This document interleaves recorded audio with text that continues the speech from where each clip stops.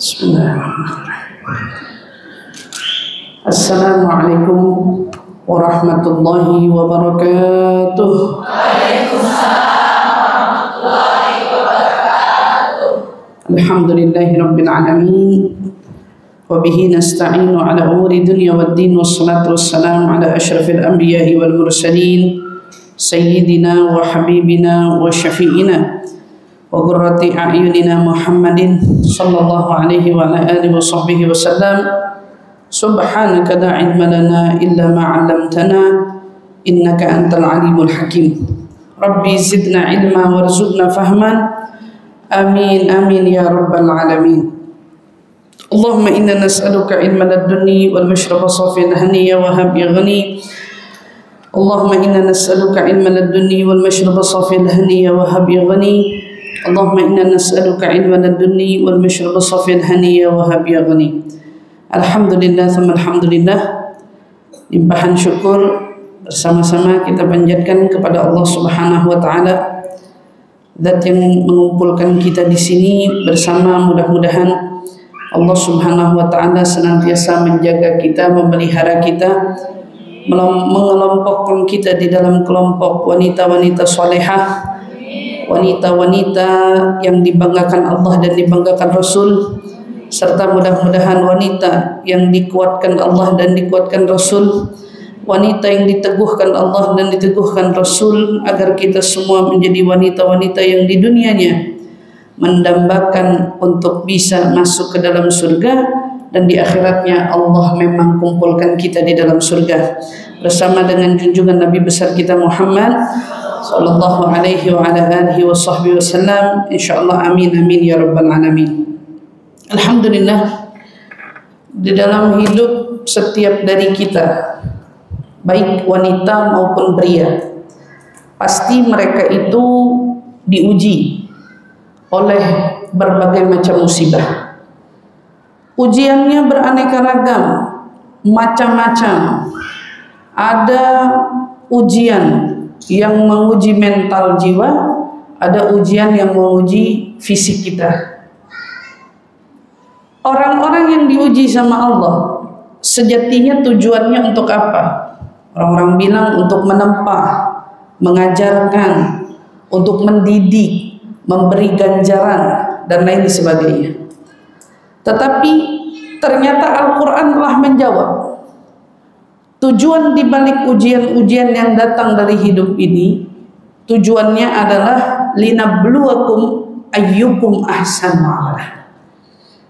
Mau lihat di antara kita itu siapa yang tetap menjadi kuat untuk mempertahankan ketaatannya kepada Allah. Selain ujian itu mendatangkan pahala, ujian itu mendatangkan ganjaran yang besar, ujian itu memberikan kita penempaan yang kuat, tetapi sejati di balik ujian itu Allah mau lihat apa? Linabluwakum ayyukum ahsanu amala. Allah mau lihat dari ujian-ujian aku itu siapa di antara kalian yang tetap mempertahankan amalnya, yang tetap mempertahankan ibadahnya, di antara mereka yang tetap istiqomah di dalam mendekatkan diri kepada Tuhannya. Allah mau lihat itu, karena ada di antara mereka orang-orang yang diuji, orang-orang yang mungkin diberi berbagai macam tantangan kehidupan. Ada di antara mereka yang cenderung menjauh dari Tuhan, atau mungkin cenderung dilupakan oleh Tuhan. Tapi orang-orang yang hari ini faham bahwa datangnya musibah, datangnya ujian ternyata dibalik ingin menempa, dibalik ingin mendidik, dibalik ingin memberi pelajaran, dibalik ingin memberi kita ganjaran, ada ujian yang ternyata jawabannya, tujuannya adalah untuk melihat seberapa bertahannya kita di dalam menekuni ketaatan. Itu fungsi tujuan dari musibah. Oleh karena itu, wabil khusus kita para wanita, Wanita dengan pria itu kan saat melihat sketsa musibah dan sketsa ujian itu berbeda. Kalau pria mungkin saat melihat sketsa musibah, sketsa ujian, mereka mungkin bisa dengan mudahnya lewati ujian itu. Tapi berbeda dengan perempuan, berbeda dengan wanita. Wanita di saat diberikan ujian, diberikan musibah, dia punya sketsa cara lihat, cara pandang, cara pikir, cara nilai berbeda. Sehingga inilah kadang-kadang dibenturkan oleh perasaan.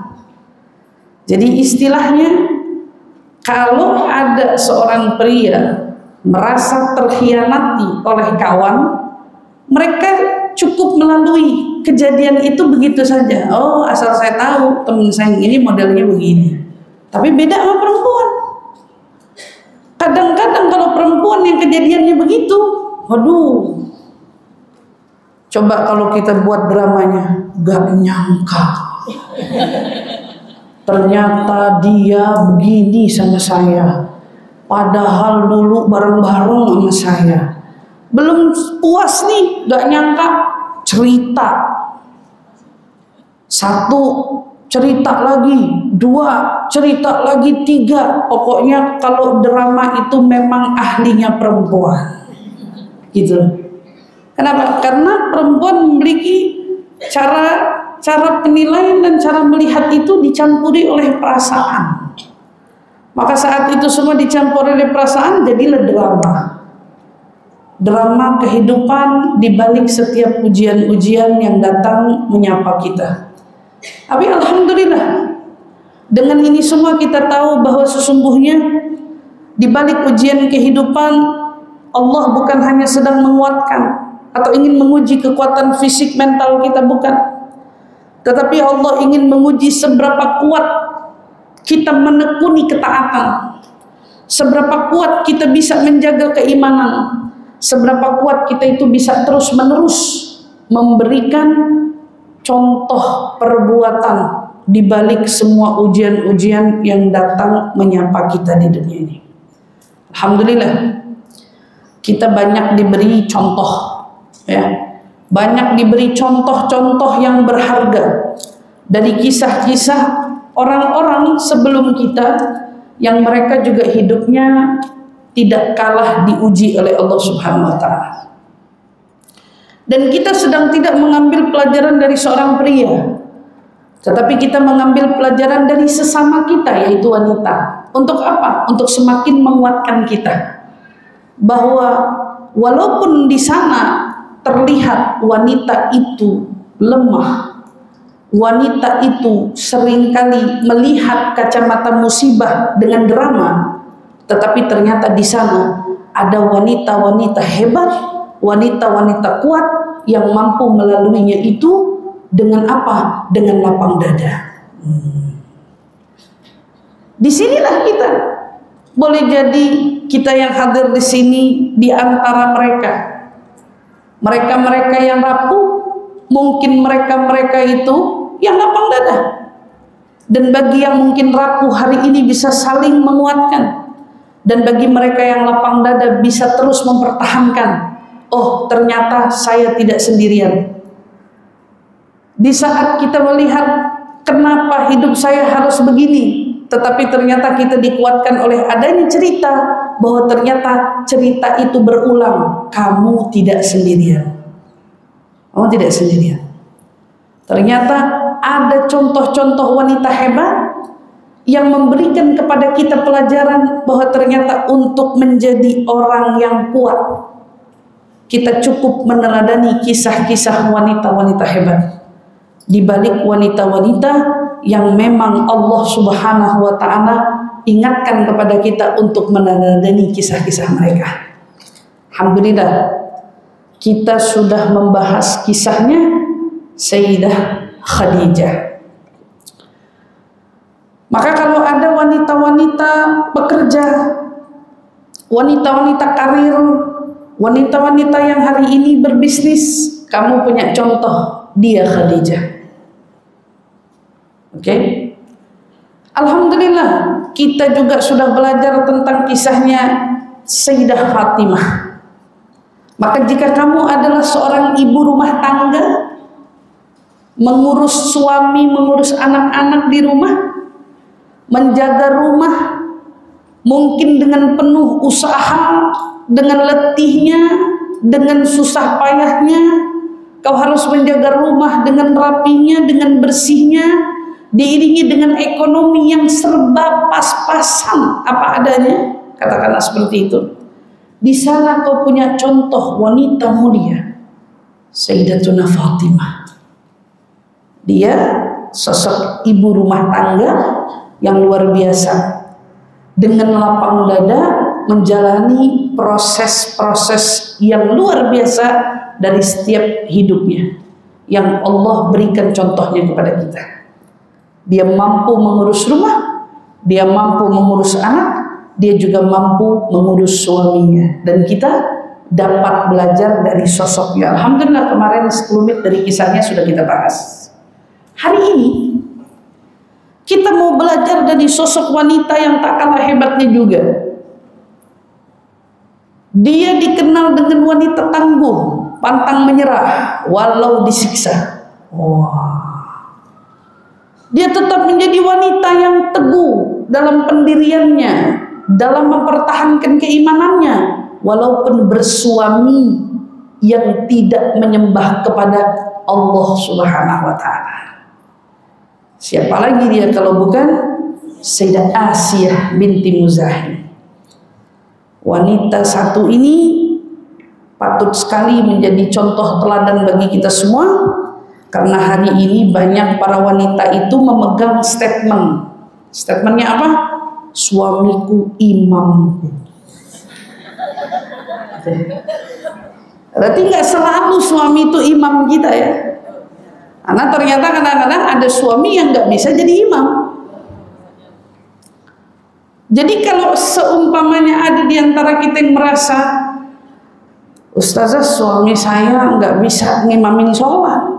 Kenapa? Apa karena dia nggak belajar? Bukan, emang dia nggak mau sholat. Misalnya. Lalu gimana? Kalau statementnya suamiku imamku, bahaya. Bahayanya kenapa? Karena berarti maaf, kalau kamu pukul rata kata statement suami adalah imammu, kamu bisa jadi terbawa di saat maaf suami melakukan yang salah, kamu ikut dengannya. Karena pedomanmu apa? Suami imam. Tapi kalau kamu bilang suami saya imam sholat saya, benar, itu benar. Tapi kalau kamu pukul rata imammu dalam segala aspek, salah. Karena dia juga mungkin salah jalan. Karena kalau konsepnya begitu, maka semua istri manut aja. Suaminya bilang buka kerudung, iya. Suaminya bilang maaf pakai tank top, iya. Suaminya bilang kamu minum ya ini, iya. Dengan notabene alasan suamiku imamku, ya salah. Kenapa kita mau luruskan pemikiran ini? Karena di sana Allah beri contoh. Ada seorang wanita berpendirian tangguh, mempertahankan keteguhan iman di tengah tantangan hidup yang tak main-main datang kepadanya. Seorang suami yang mengaku sebagai Tuhan. Ini kan gak main-main. Berarti suami yang minta disembah sama istrinya. Suami yang nyuruh istrinya ibadah sama dia. Kamu sujud, itu ibadah bagimu. Kamu nurut, itu ibadah bagimu. Ini kan bahaya. Sekelas Nabi Muhammad aja gak pernah bilang sama istrinya, ambilin saya minum, ibadah tahu buat kamu itu. Nabi gak pernah begitu. Tidak pernah. Maka tantangan seorang Asiyah binti Muzahim ini nggak main-main. Jadi kalau kita lihat kenapa Asiyah Ustazah yang dibawa, karena kan wanita-wanita hebat banyak. Kenapa Asiyah? Karena kita mengambil hadis yang Nabi sebutkan sosok 4 wanita yang hebat ini. Kita sudah bahas tentang Khadijah bintu Khuwailid, afdhalun nisa ahlil jannah, seperti yang disabdakan Nabi SAW, wanita terbaik ya. Wanita paling utama sebagai penduduk surga, berarti dia yang jadi memimpin seluruh para wanita di surga. Ada 4 nih.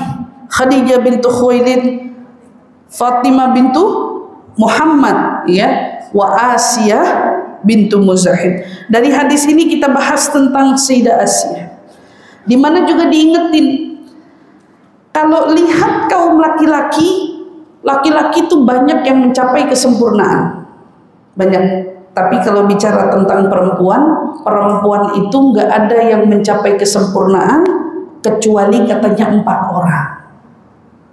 Ini disebut dengan sempurna.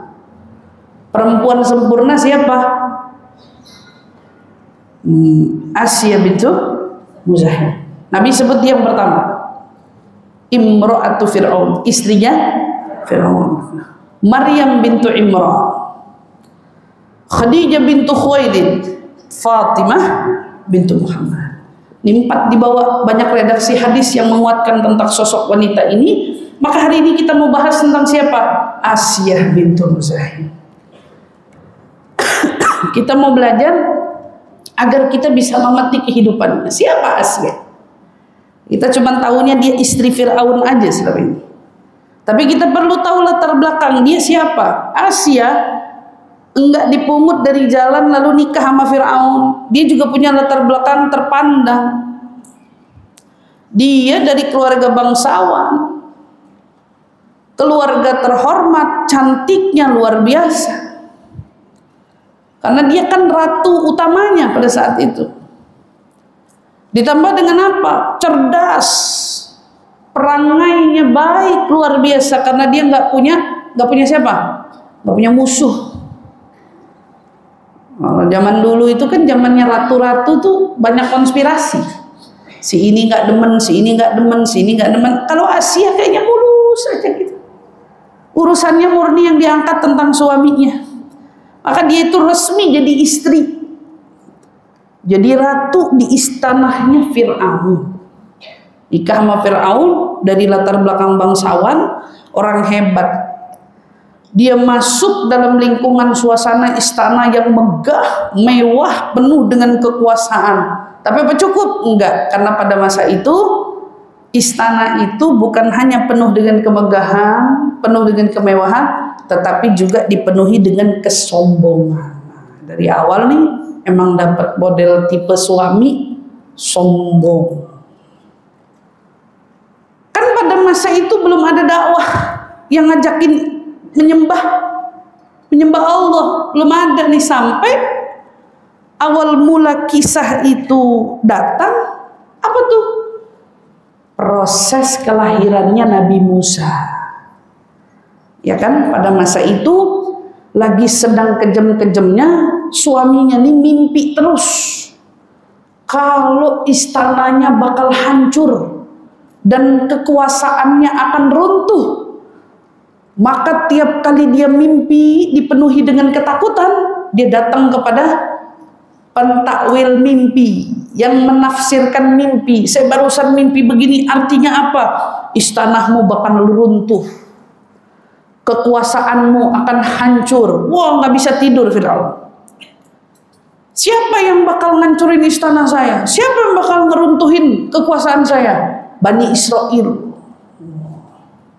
Maka setiap kali dia itu dikejutkan oleh mimpi, setiap kali itu juga Fir'aun tantrum, ngutus pasukannya, bunuh semua bayi laki-laki yang baru lahir, bunuh semua bayi laki-laki yang baru lahir. Sampai pada masa itu katanya dikatakan, jadi ada 1 tahun kesepakatan tuh ya, di tahun ini bayi laki-laki semua yang lahir dibunuh.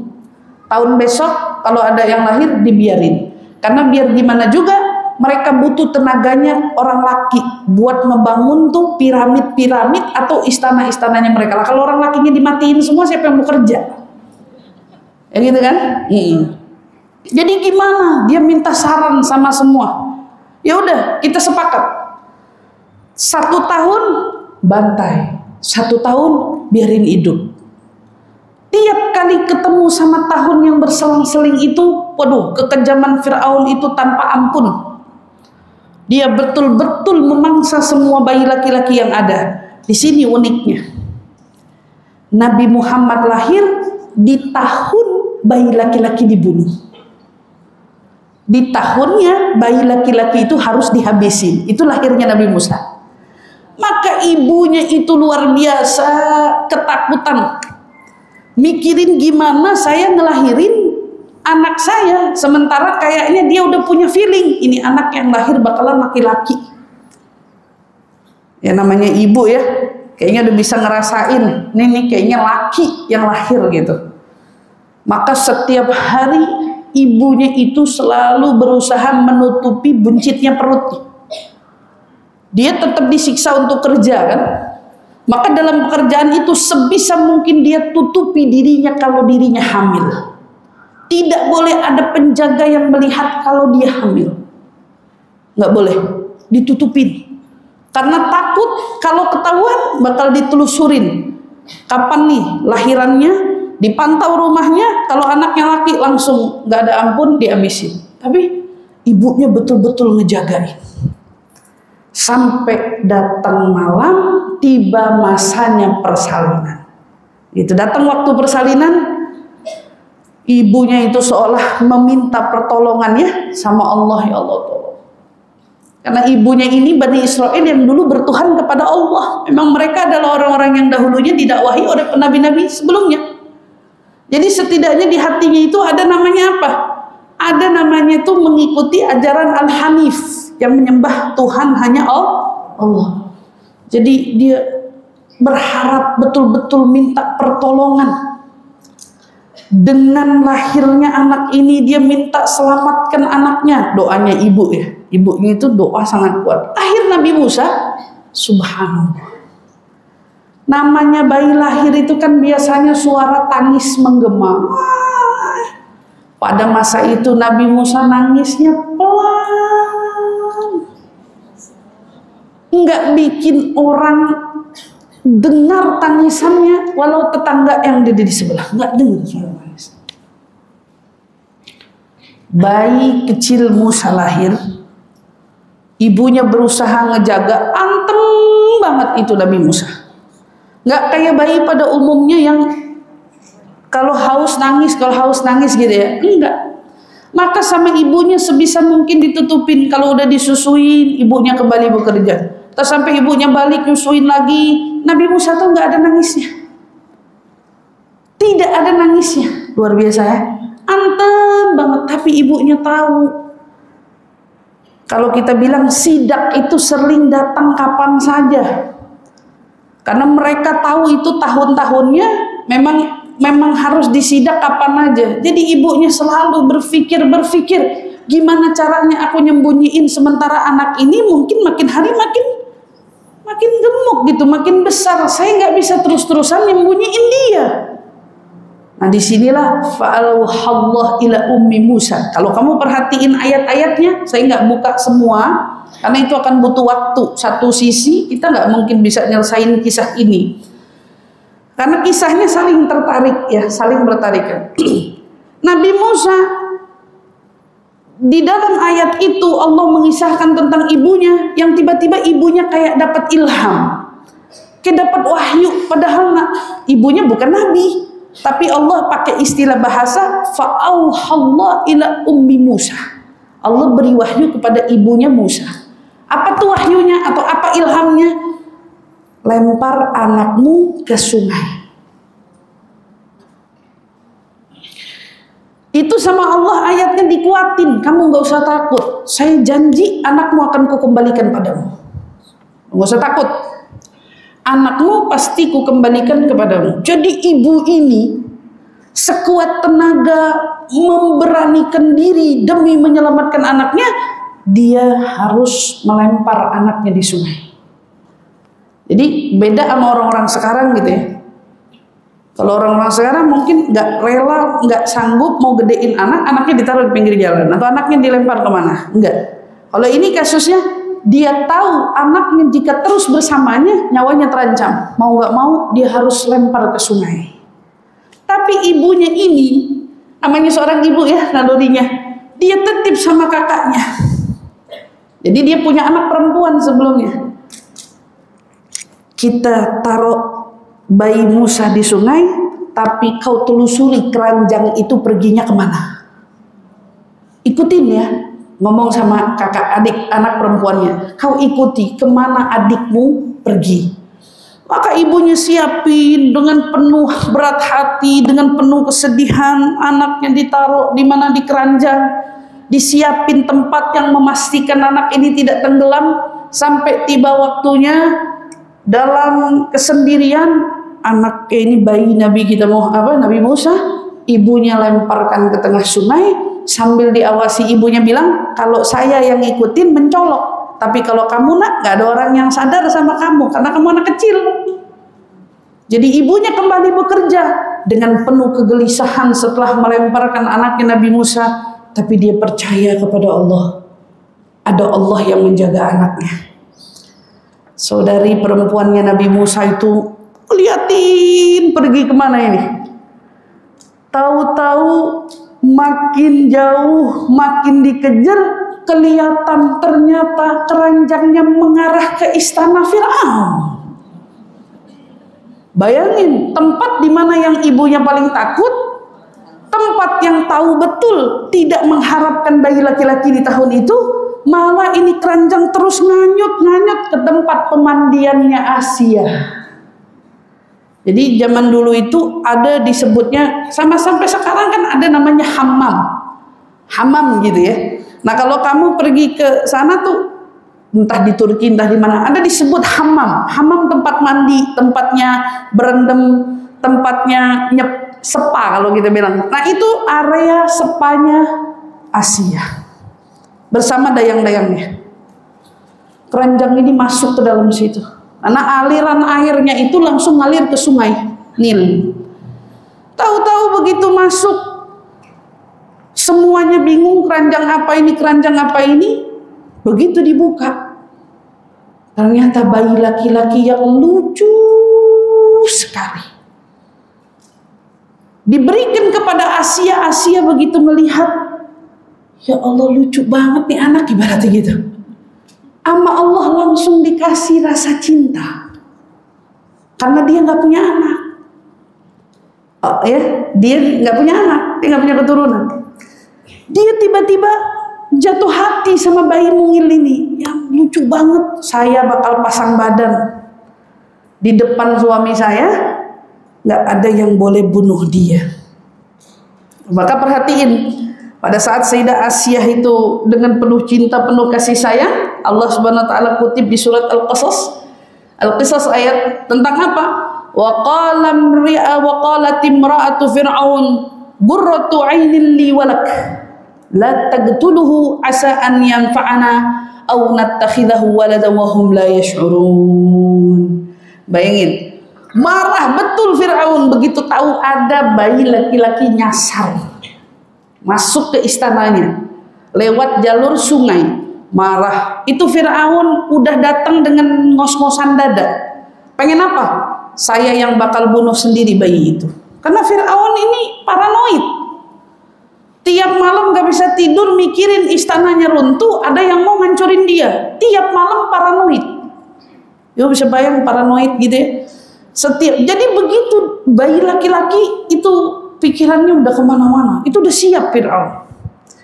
Tapi tiba-tiba Asiyah sambil gendong bayi itu,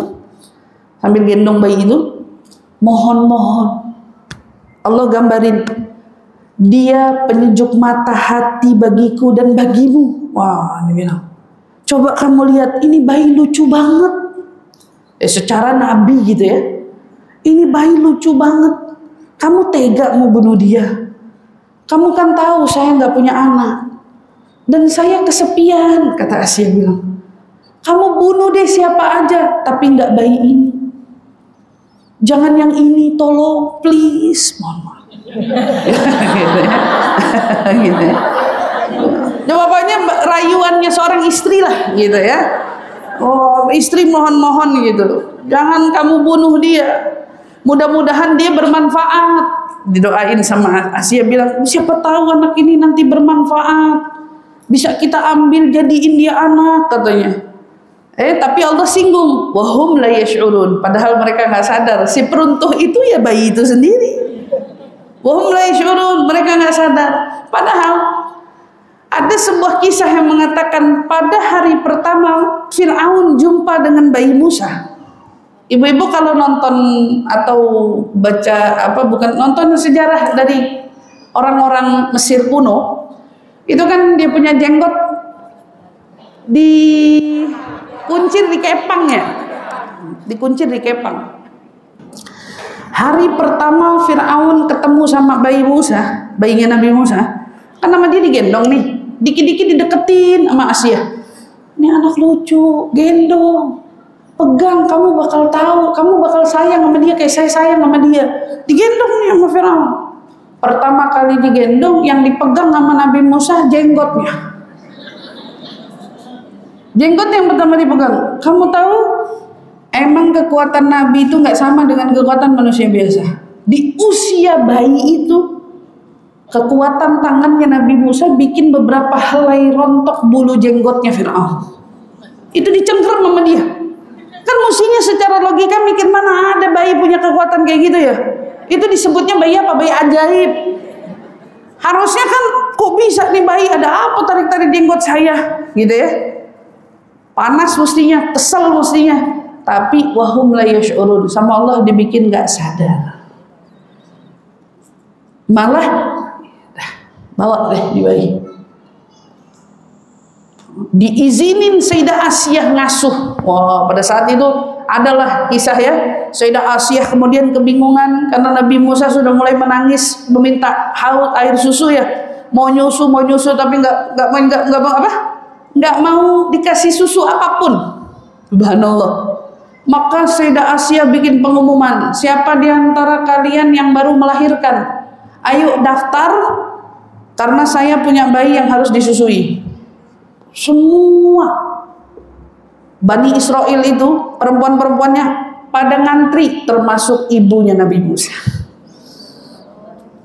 Termasuk ibunya Nabi Musa. Semua perempuan masuk, Nabi Musa disodorin. Gagal. Checklist 1, maju lagi checklist 2, gagal. Nggak lolos seleksi sampai ke ibunya. Begitu ke ibunya tuh ya, kan Allah bilang lah di Al-Quran, kalau kamu baca di Al-Quran, Allah menepati janjinya, ku kembalikan anakku kepadamu. Nih, kembali ke pelukan ibunya. Yang nyusuin Nabi Musa sendiri ibunya. Masuk ke istana disusuin, bayangin. Fir'aun segitu mau ngehabisin dia, tapi bahkan di tengah di mana tempat yang ingin menghancurkannya, ingin menghabisinya, kalau Allah bilang hidup ya hidup. Kalau Allah mau jaga ya dijaga sama Allah. Kalau Allah mau lindungin ya dilindungin. Makanya kita ngapain takut? Mau takut sama apa? Kalau kata Allah, tenang kamu saya jaga. Apa yang harus kamu khawatirkan? Apa yang harus kamu bingungin? Itu terjadi kepada Nabi Musa, dan ini menjadi pelajaran kita semua. Asia menjadi pembelanya. Dia jagain, dia rawatin. Nabi Musa tumbuh sampailah ibaratnya dari orang yang Sayyidah Asiyah awalnya nggak tahu kalau itu ibu kandungnya, tapi karena kecerdasannya kemudian Sayyidah Asiyah mampu menebak, jangan-jangan kau ibu dari anak ini. Karena dari sekian banyak perempuan, kenapa nih anak gak menyusu, kenapa menti dia mau? Tapi karena ketulusan hati Sayyidah Asiyah gitu ya, ibunya bilang, fala taqul li, tolong jangan kau bicarakan ini dengan siapapun.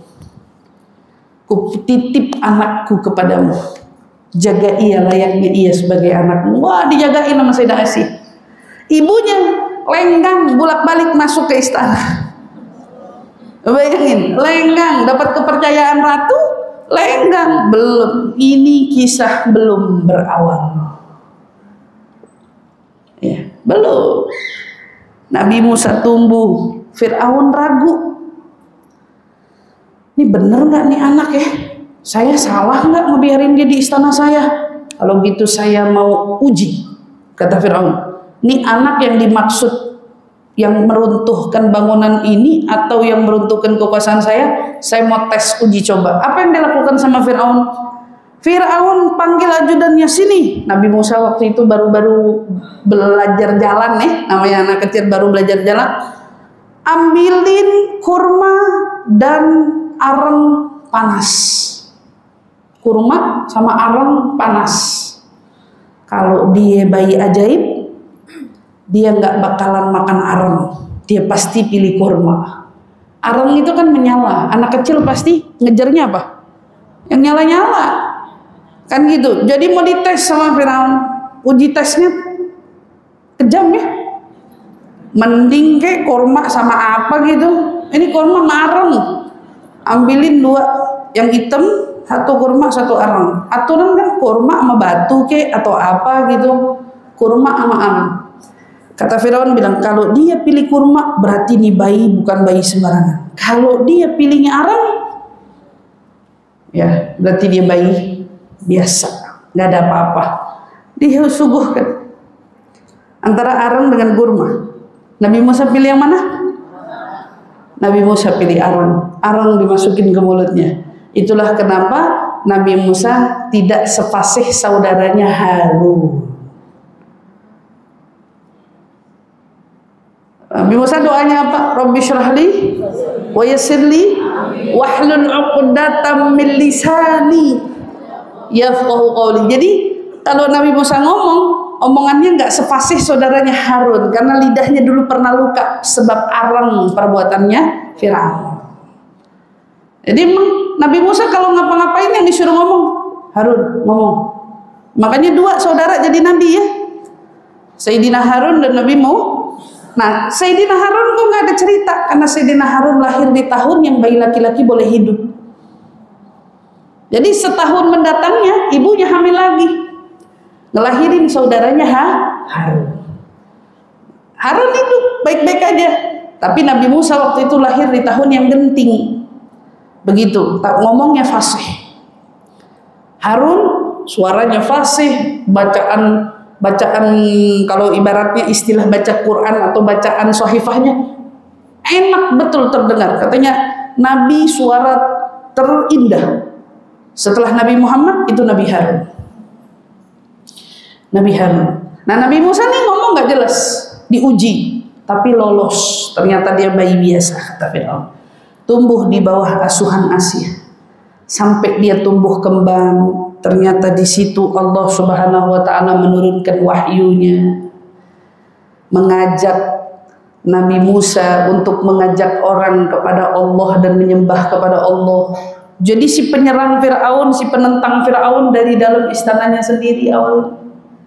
Karena Sayyidah Asiyah lah wanita yang membesarkan Nabi Musa, maka disitulah tertanam keimanan di dalam hatinya.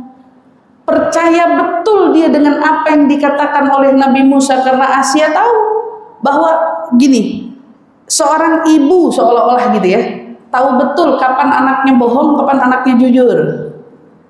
Dia sudah paham betul karakternya Nabi Musa. Jadi saat itu saat Nabi Musa mengajak, berimanlah kepada Allah, aku diturunkan wahyu, atau ayo kita menyembah Allah, itu Sayyidah Asiyah tidak ada penolakan sedikit pun.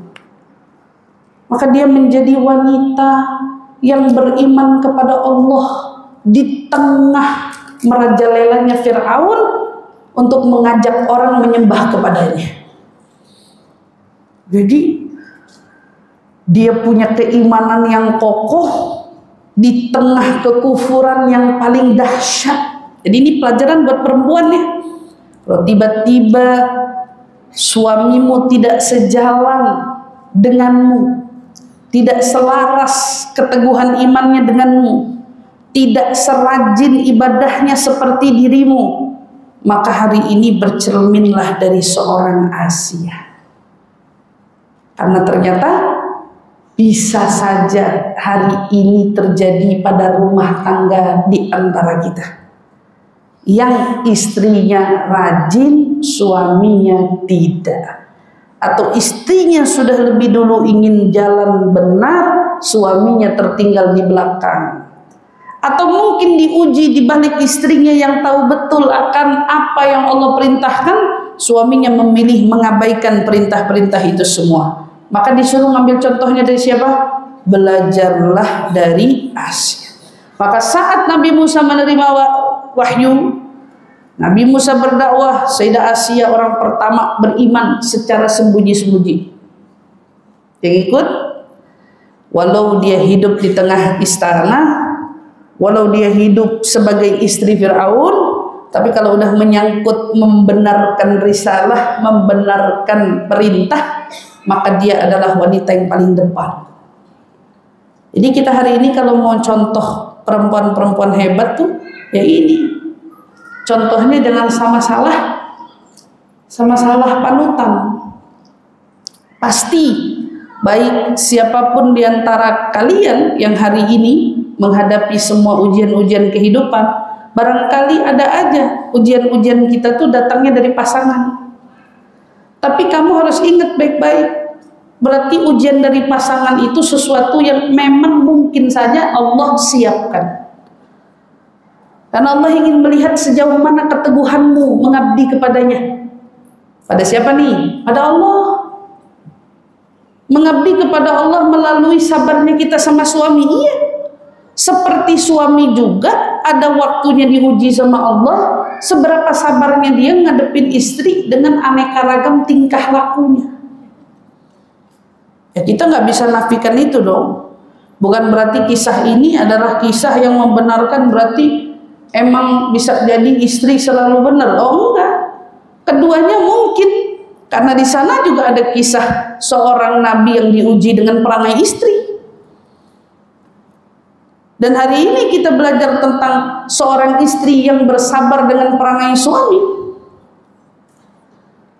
Begitu diketahui akan keimanannya Asia, tentu Fir'aun adalah orang pertama yang paling merajalela dalam menyiksanya. Kabar-kabarnya nih Bu, sampai dibilang kalau Fir'aun lagi kumat, dia ingin membuat istrinya jera dan seolah keluar dari agamanya Nabi Musa saat itu. Apa yang dilakuin? Ada ranjang dibuat dari besi.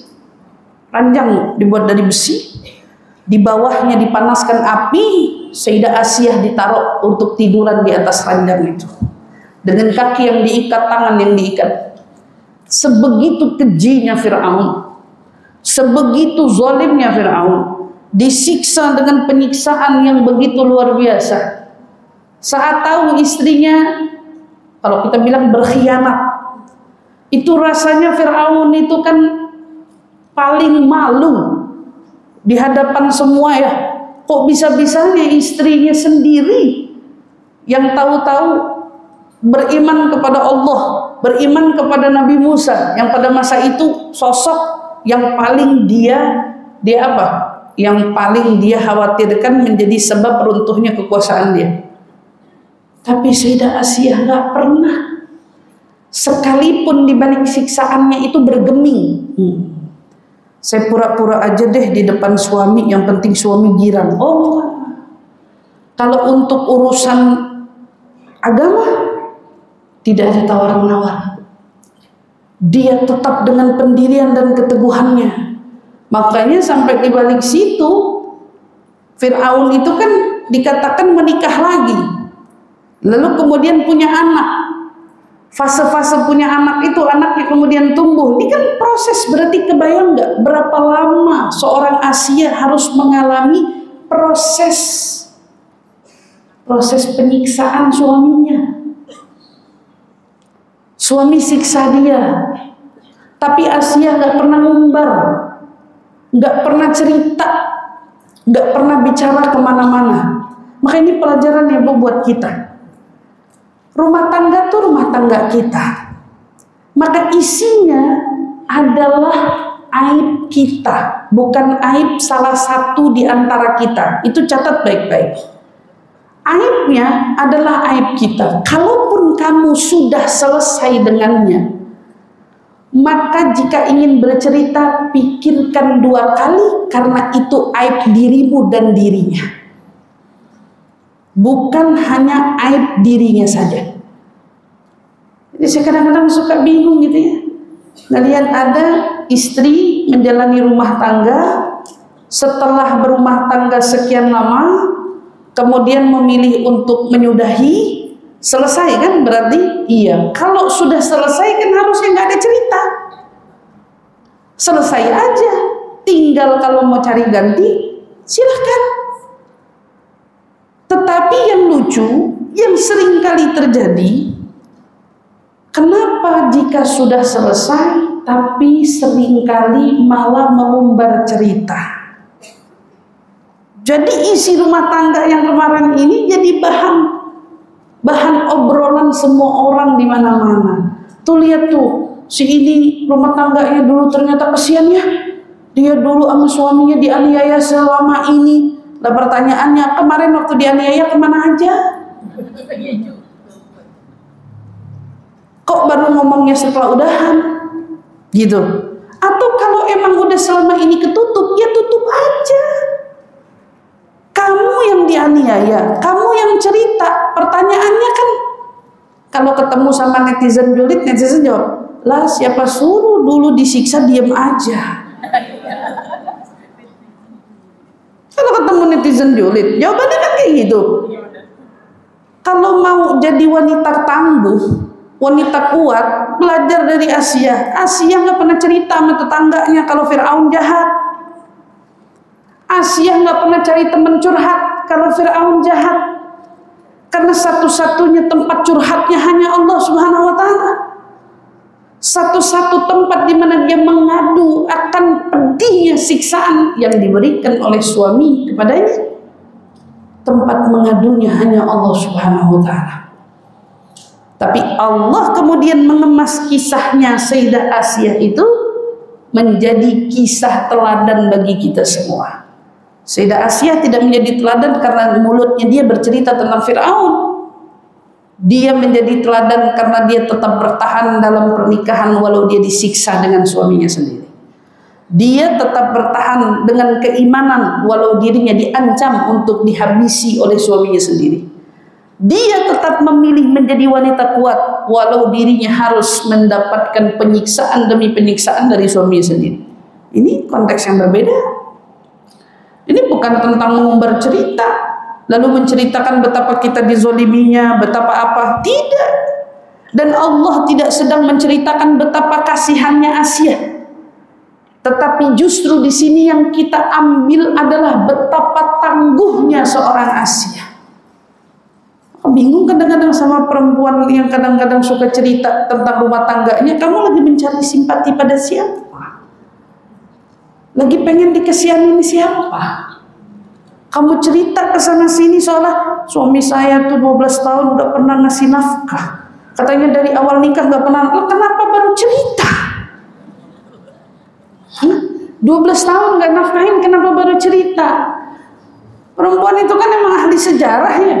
Jadi masalahnya apa, tapi yang ditarik ceritanya dari 12 tahun silam. 12 tahun pernikahan katanya selama 12 tahun pernikahan gak pernah jalan-jalan. Ingat semuanya.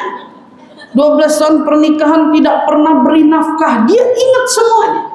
Nah, pertanyaan saya, kamu sedang mencari simpati siapa? Pembenaran untuk apa?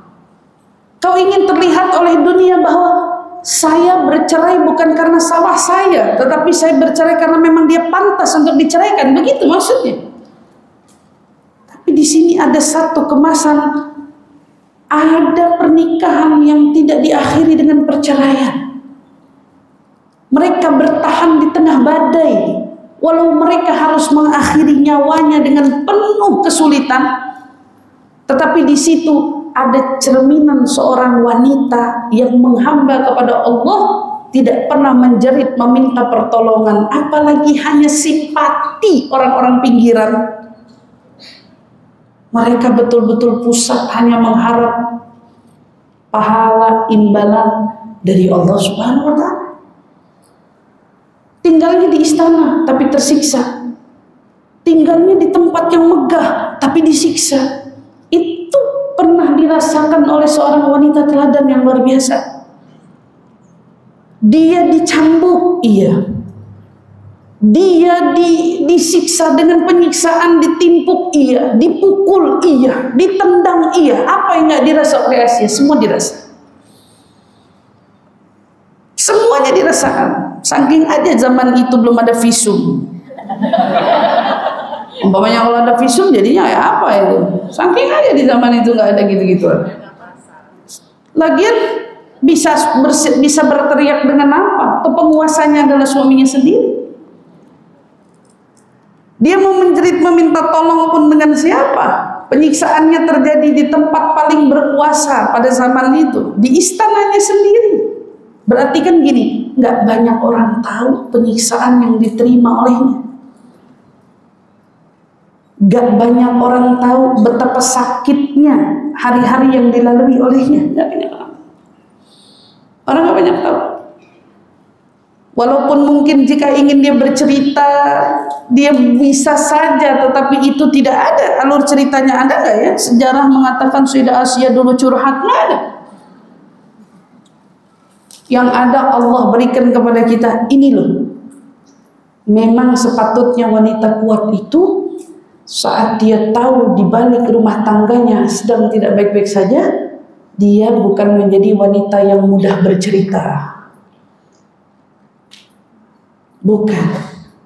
Nah, emang dapetin apa Bu kalau orang udah ikut ngatain pasangan kita? Emang dasar pasangan gila, emang dasar pasangan gak bener, emang dasar pasangan gak becus. Ibu segirang apa sih?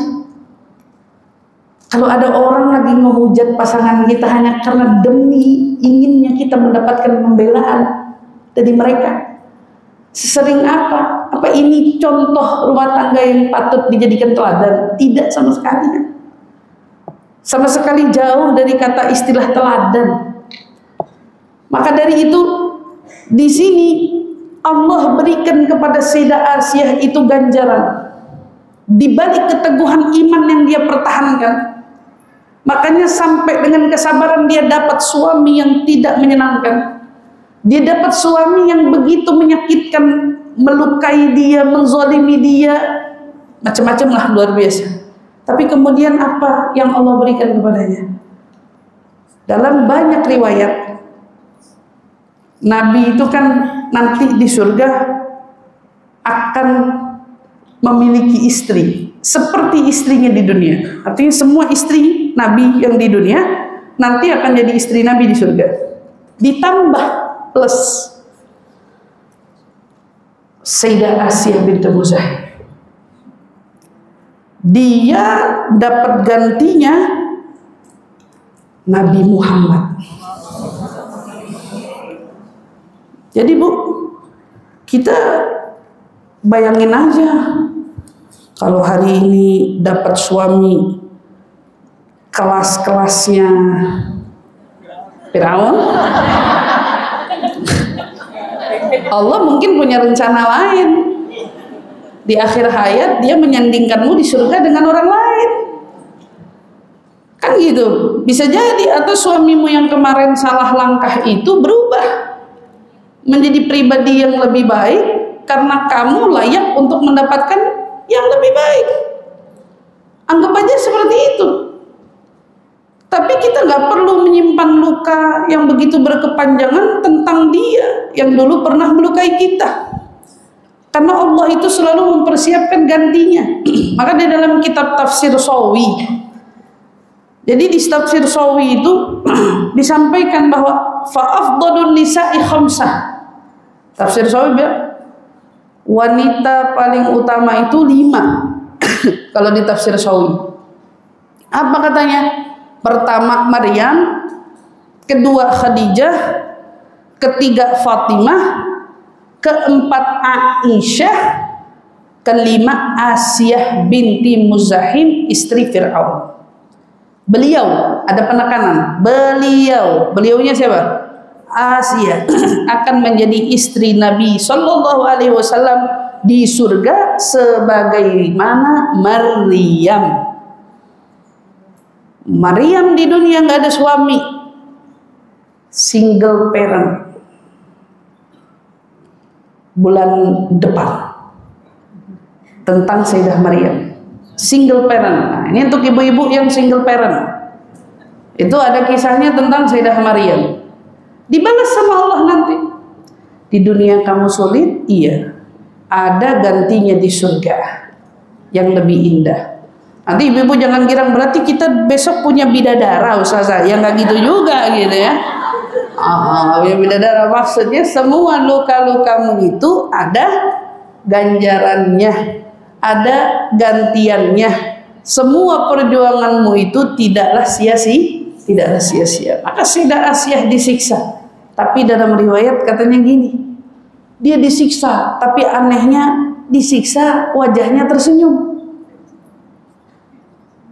Ibu pernah nggak ngerasain dalam sakit tapi wajahnya tersenyum? Ada yang begitu sih, tapi rada-rada biasanya. Ada yang begitu tapi rada-rada biasanya.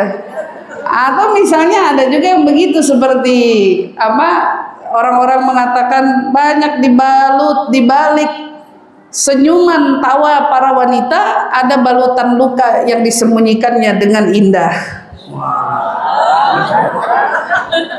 Tapi luka yang dibalut itu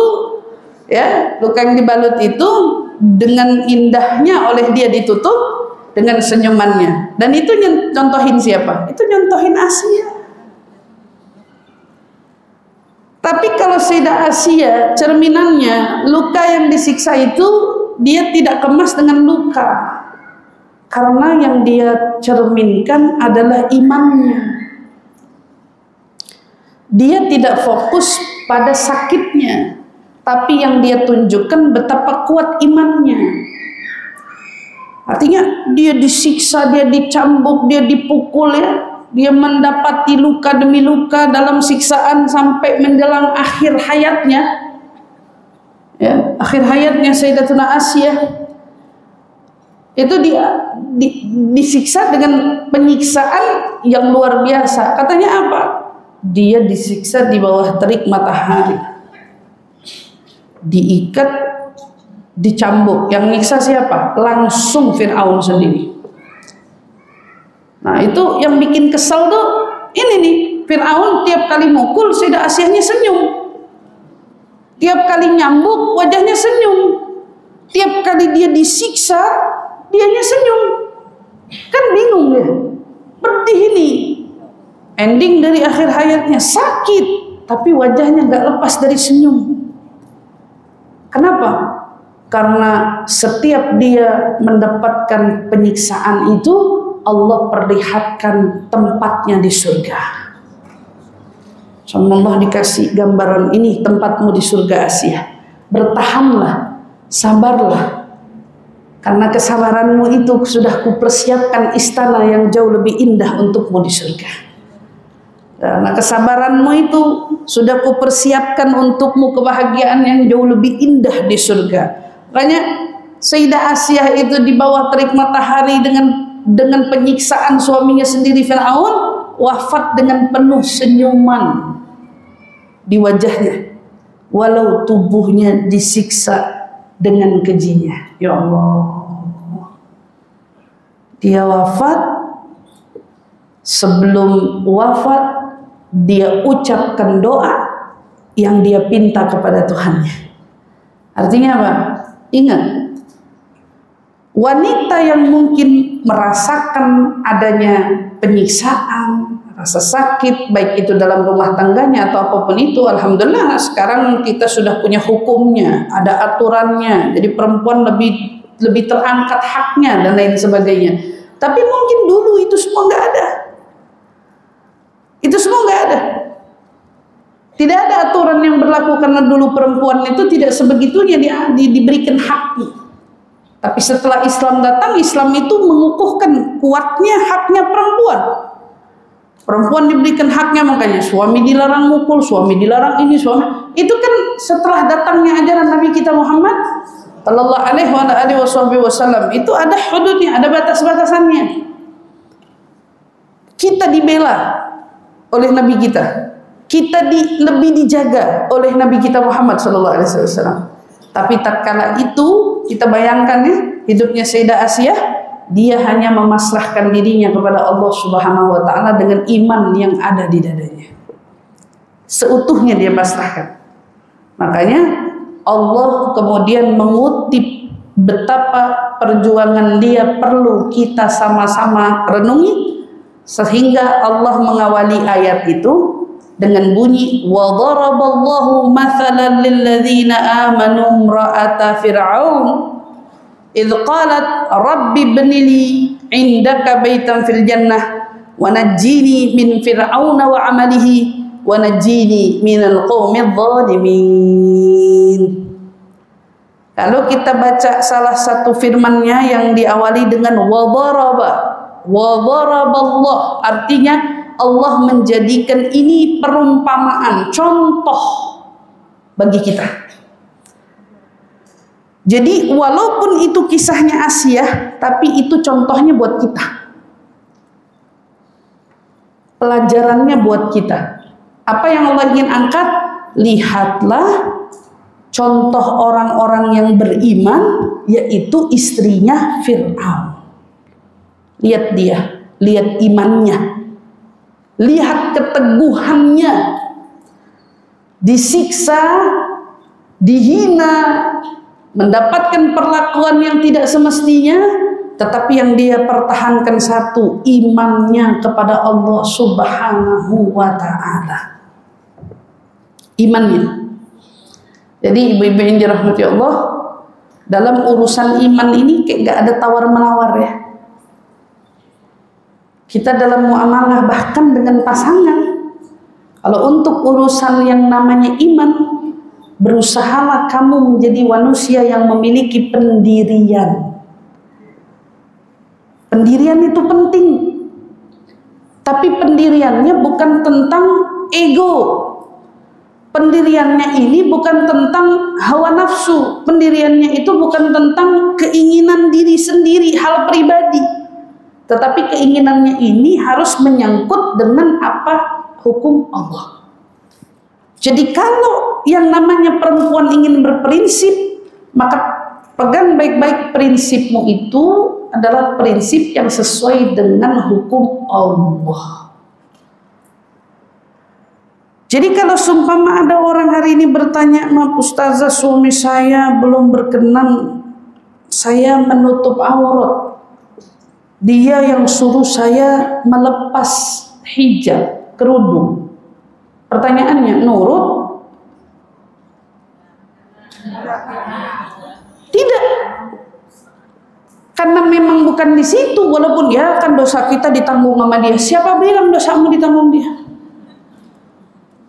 Bukan, karena kamu di sini salah memahami cara mainnya. Dia betul imammu kalau mengajarimu dalam agama dengan baik. Iya imam. Dia bisa menjadi penuntunmu, betul.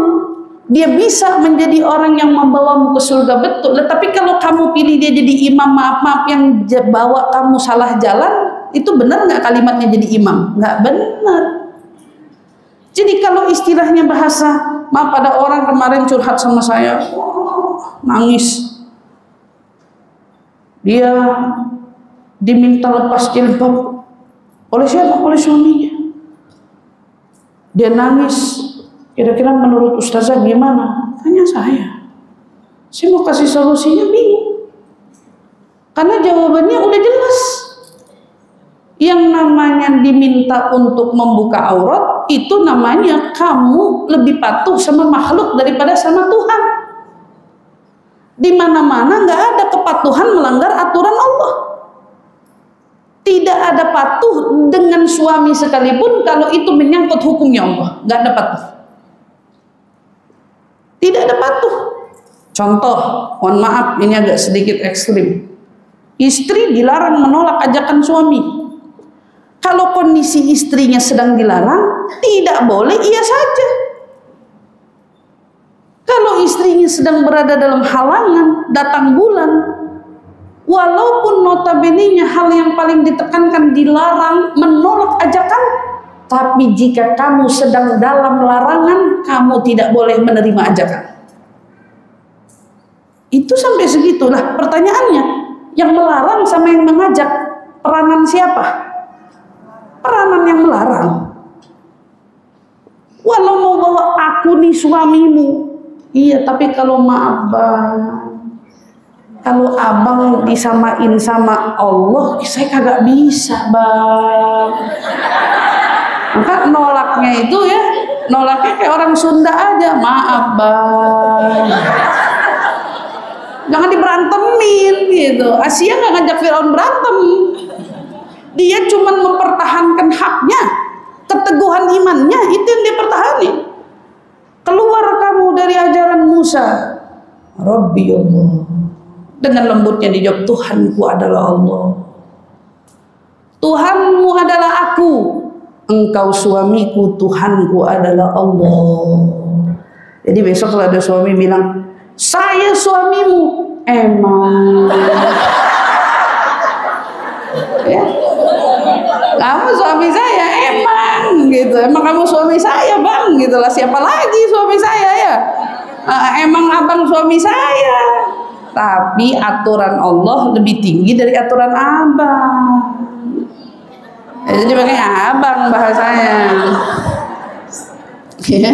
Jadi apa yang Allah suruh kasih kita contoh, lihat tuh perempuan-perempuan hebat, mereka mempertahankan keimanannya, lalu menjadikan Allah sebagai sandaran dalam meminta pertolongan.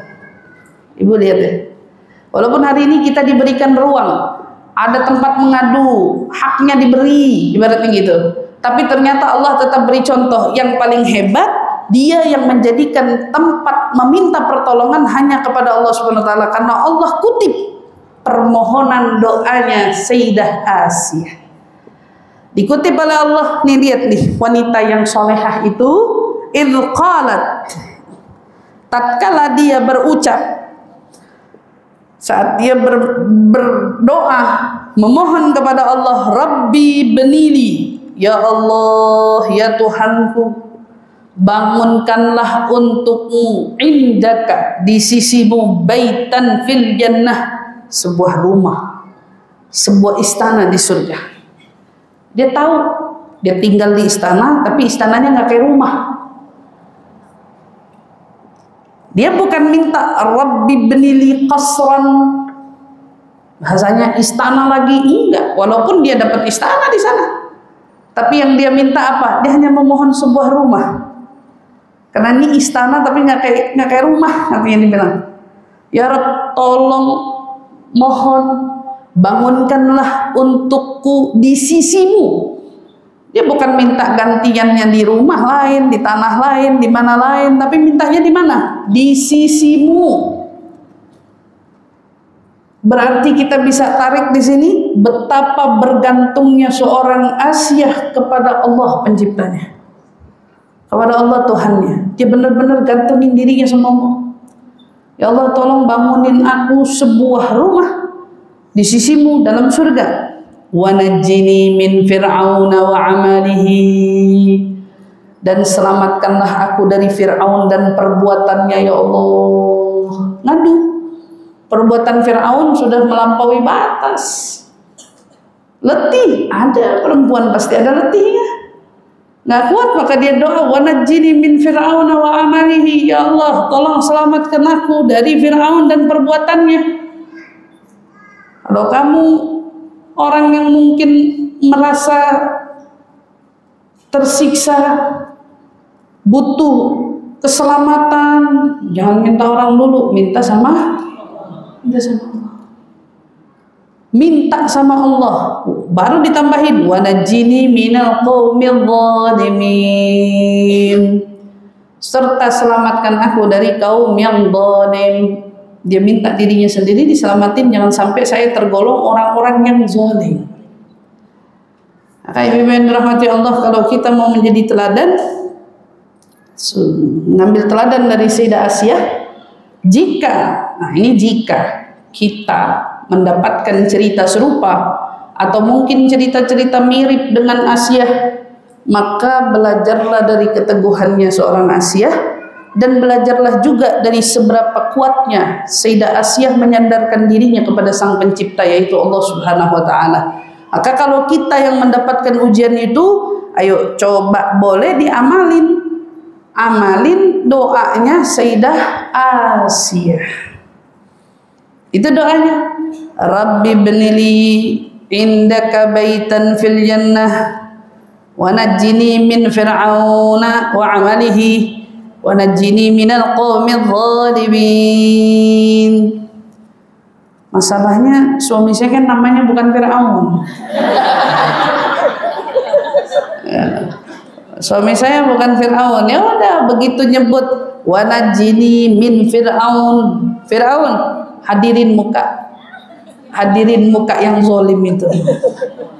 Ya, bisa jadi bukan suamimu, bisa jadi orang lain. Kan nggak harus suami. Kezaliman nggak harus juga datang dari suami. Kezaliman bisa datang dari siapa saja.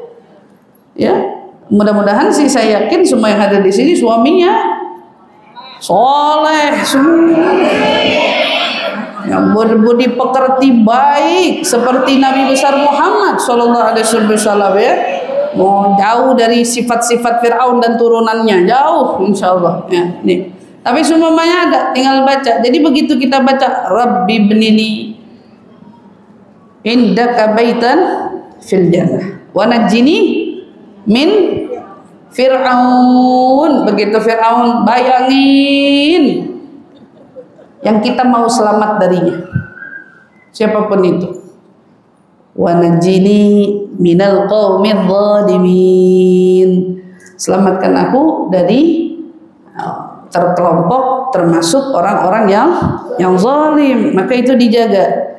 Keharmonisan dalam rumah tangga itu adalah cita-cita setiap orang yang berumah tangga. Itu udah pasti. Setiap orang yang berumah tangga pengen rumah tangganya harmonis, pengen rumah tangganya dijaga dari fitnah, pengen rumah tangganya itu indah, pengen rumah tangganya itu kalau bisa, aduh, seperti rumah tangga yang kita dengar tentang keharmonisannya, ketenangannya, kedamaiannya. Salah nggak sih? Nggak salah juga. Kalau kita mendambakan itu boleh, tapi ingat, untuk mendambakan keharmonisan itu kan butuh usaha, butuh upaya. Tapi usaha paling terdepan itu doa. Doa. Artinya, kalau kita mungkin dari sisi kita terus berupaya untuk memperbaiki rumah tangga kita menjadi rumah tangga yang istilahnya ideal, sakinah, mawaddah, warahmah. Walaupun mungkin di sana tidak ada rumah tangga ideal ya. Bahkan sekelas Nabi aja rumah tangganya tidak ideal gitu. Tetapi harmonis. Tidak ada ceritanya pertikaian, keributan sampai main ngambek-ngambekan berhari-hari. Enggak. Dulu gitu ya, Nabi dengan Sayyidah Aisyah, dengan Sayyidah Sofiyah, dengan istri-istri Nabi yang lain itu, tiap kali kalau Nabi mau pergi perang, Nabi itu mengundi, karena Nabi nggak mau nggak adil. Jadi kalau istilahnya kita ada nama Aisyah, ada nama Sofiyah, ada nama Hafsah, ada nama siapa lagi, Zainab, ada semua tuh nama dimasukin dalam satu wadah.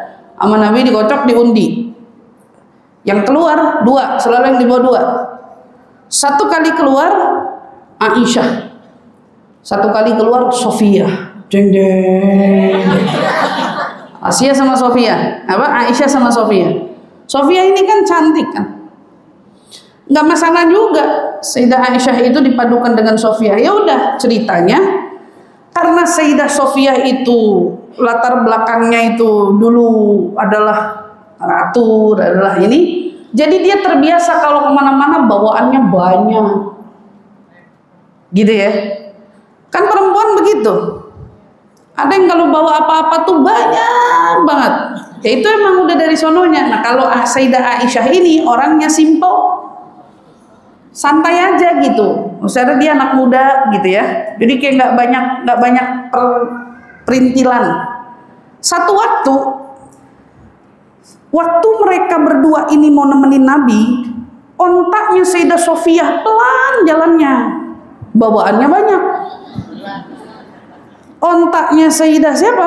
Sayyidah Aisyah cepet jalannya cepet bu. Maka Nabi tuh ngelihat, aduh, Sofiyah ketinggalan lagi, paling belakang. Sayyidah Aisyah cepet jalan ontaknya. Akhirnya Nabi berinisiatif dong. Ya udah bilang gini deh, itu kan ontaknya Sofiyah lambat jalannya. ontaknya Aisyah cepet jalannya, udah kita tuker aja deh. Secara Sayyidah Aisyah nggak punya bawaan banyak, biarin aja dia pakai ontaknya Sofia, biar Sofia pakai ontaknya Aisyah. Ibu bayangin, mau dipindahin nih barang nih, turun kan? Sayyidah Sofia disuruh turun, turun. Begitu pas mau ngomong sama Sayyidah Aisyah, gantian ontak deh, kamu pakai ontaknya Sofia, karena barang kamu nggak banyak, bisa jadi ontaknya itu jalannya juga jadi lebih cepat. Kan ontak kamu lebih gesit, kalau bawa barangnya Sofia mungkin bisa lebih cepat. Apa jawaban Sayyidah Aisyah? Anta Rasulullah, perempuan. Kamu beneran Nabi bukan sih? Sayyidah Aisyah tuh gampang kepancing cemburunya, sampai berani ngomong, ente ini Nabi bukan sih? Masa segala urusan ontak aja ente gak adil? Begitu. Sama Nabi disenyumin doang. Kata Nabi, saya kan cuma minta tukeran onta, bukan nyuruh kamu jalan Sofia naik onta. Ya ibaratnya gitu. Enggak, tukeran onta doang. Ngambek. Kedengeran sama abahnya dari sono. Sayyidina Abu Bakar denger, Sayyidah Aisyah tuh seorang ngomong, anta Rasulullah, ente ini beneran sih Nabi apa bukan? Kata dia bilang, cemburu. Sayyidina Abu Bakar turun, ente ngomong sama Nabi kayak gitu? Ya Rasulullah, izinin saya tampar nih anak, kata dia bilang. Kata Rasulullah, ini cuma urusan cemburu doang, gak apa-apa. Perempuan, kalau diikutin, segitu rumah tangga Nabi aja ada percikan-percikan suara-suara, tapi ujungnya apa? Harmonis. Harmonis, Bu. Nggak ada yang namanya berantem, nggak ada. Sayyidah Aisyah juga ngomong kayak gitu karena anak-anak. Oh, ini beneran adil apa enggak sih? Nabi bukan sih? Wah gitu, ngomongnya ngambek. Tapi harmonis. Karena semuanya itu diakhiri dengan apa? Dengan hal baik. Gak ada yang namanya ngambek terus gak ngomong 3 hari, ngambek terus gak saling lihat. Gak ada ceritanya begitu. Kita juga kalau mau selek-selek gitu, mau ribut-ribut dikit aja, Bu. Jangan serius. Ini sampai masak kagak, bukain pintu kagak. Iya, langsung main tukeran kamar aja, pura-pura ngajak main anak, tidurnya di kamar anak. Jangan gitu-gitu amat. Kamu nggak kiblat aman Nabi gitu yang semestinya. Rumah tangga tuh pasti ada godaannya, pasti ada ujiannya. Tapi gimana caranya PR kita tetap mengharmoniskan suasananya, nggak dibikin jadi suasana yang tegang bareng-bareng gitu. Kan yang bikin memicu semua rumah tangga itu menjadi tegang terus karena saat salah satunya menegang, yang satu ikut negang. Yang kita harus berusaha bijak itu kalau satu lagi menegang, gimana caranya kita berusaha melembutkan keadaan kita ini. Nah, kalau dia yang lagi tegang, saya ngelembut. Jangan maunya kita aja lembut gitu, enggak. Sayyidah Aisyah juga pernah begitu, di titik dimana Nabi yang tegang, dia yang memilih untuk diam. Udah perempuan tuh kalau ngomongnya nggak bisa ngejaga perasaan, mending diem. Waktu Sayyidah Aisyah diuji dengan kisah hadithul ifik, ada peristiwa hadithul ifik namanya, yang tentang Sayyidah Aisyah dituduh berselingkuh. Pada masa itu kan wahyu lama turun ya, sehingga membuat Nabi itu nggak ngajak ngomong Sayyidah Aisyah. Lama nggak diajak ngomong sama Nabi. Sayyidah Aisyah itu urusan ontak aja, anta Rasulullah. Dalam keadaan kayak gitu dia bisa aja ngomong Nabi, anta Rasulullah, itu beneran Rasul bukan sih gitu. Udah tahu ini cerita bohong, kok bisa-bisa ente diam gitu. Tapi Sayyidah Aisyah milih diam, nggak ngomong apa-apa. Ini diem aja, diem, nggak jawab, nggak ngomong, nggak bantah, nggak apa, diem. Dia cuma deketin dirinya sama Allah. Ini perempuan perlu nih belajar silent treatment. namanya belajar diem. Jadi namanya situasi keadaan genting atau keadaan emosi nggak selalu harus dihadapi dengan suara, tetapi kadang-kadang itu justru butuh diam dulu. Kalau kita diam, kan biasa yang kebingungan yang nol gitu. Ada apa nih? Suaminya bingung, kok diam aja istri saya. Tapi bukan berarti diam nggak menjalankan tanggung jawabnya gitu. Diam, nggak ngomong, masak iya, tapi nggak ngomong. Keder kan? Keder. Diam, paling ampuh. Silent treatment ini pernah dipakai oleh Sayyidah Maryam, pernah dipakai oleh Sayyidah Aisyah. Itu justru juga menjadi satu topik khusus bagi para wanita, perlu belajar yang namanya silent treatment. Jadi nggak dikit-dikit ngomel aja, pusing, nggak dikit-dikit marah aja, pusing, enggak, ditahan, dijaga, karena jangan sampai itu membuat rumah tangga kita jadi hilang harmonisnya. Karena yang bikin pecahnya rumah tangga itu seringkali karena kata-kata. Jadi kata-katanya yang dijaga. Itu hubungan segitu erat dari dibalik pernikahan bisa renggang, bisa retak hanya karena kata-kata. Jadi jaga, kalau kita yang lagi emosi kayaknya kalau ngomong nih ketus nih, pedes nih, kasar nih, diam. Tenangin diri. Beri jeda sedikit untuk diri. Baru kemudian nanti kalau bicara sudah dalam kondisi pas waktunya. Dan baca kondisi. Kalau di sana yang lagi tegang, berusahalah melentur, mengendur, tenang, tidak ikut tegang. Itu yang paling sering membuat keharmonisan hilang. Maka Al-Habib Umar bin Hafidh, salah satu guru saya, Habib Umar ngajarin gini, salah satu amalan untuk bikin keluarga menjadi harmonis, ketika kita masuk ke dalam rumah, jangan tinggalkan untuk membaca ayat kursi, ditambah surat Al-Ikhlas dan Al-Falaq dan An-Nas.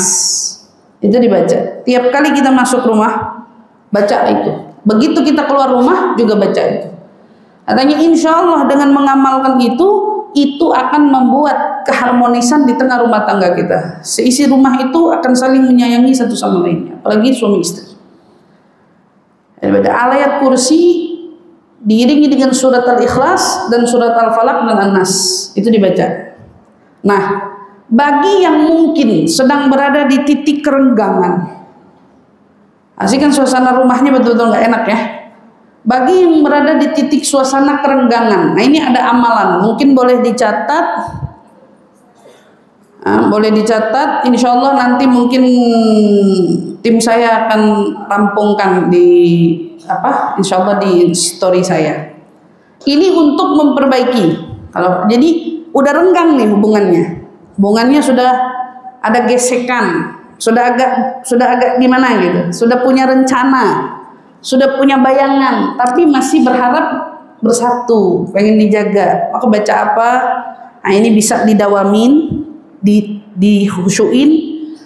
Laqad ja'akum rasulun min anfusikum azizun 'alaihi ma 'anittum harisun 'alaikum bil mu'minina raufur rahim. Fa in tawallaw faqul hasbiyallahu la ilaha illa huwa 'alaihi tawakkaltu wa huwa rabbul 'arsyil 'azim. Baca itu 41 kali sehari. Berapa Bu? 41 kali sehari. Itu satu. Dilanjut. Ini kan karena mau memperbaiki ya. Jadi memang obatnya adalah doa. Dekatkan dirimu pada Allah, minta Allah yang membantumu di dalam kembali merekatkan hubunganmu itu. Ya, selain usaha-usaha yang kamu lakuin, doa juga salah satu sarana untuk kamu kembali bisa merekatkan hubunganmu dengan pasangan. Itu dibaca berapa? 41. Selanjutnya, wa min ayatihi an khalaqa lakum min anfusikum azwajan litaskunu ilaiha wa ja'ala bainakum mawaddatan wa rahmah inna fi dzalika laayatin liqaumin yatafakkarun. Baca berapa kali? 10 kali. Ini ayat rumah tangga ya, biasa dipakai sama orang kalau ceramah pernikahan.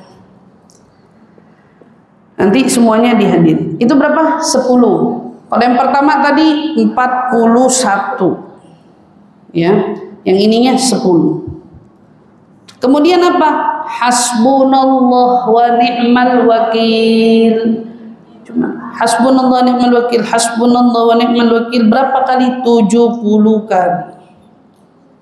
Ini mau punya masalah rumah tangga ataupun enggak, masalah apapun sebenarnya hasbunallah wa ni'mal wakil itu bagus untuk dibaca. Berapa? 70 kali. Hasbunallah wa ni'mal wakil. Nah, dilanjut dengan ayat wa ufawwidu amri ilallah innallaha basirum bil ibad. 11 kali. 11 kali. So, ini semua ayat Quran. Ayat Quran dibaca.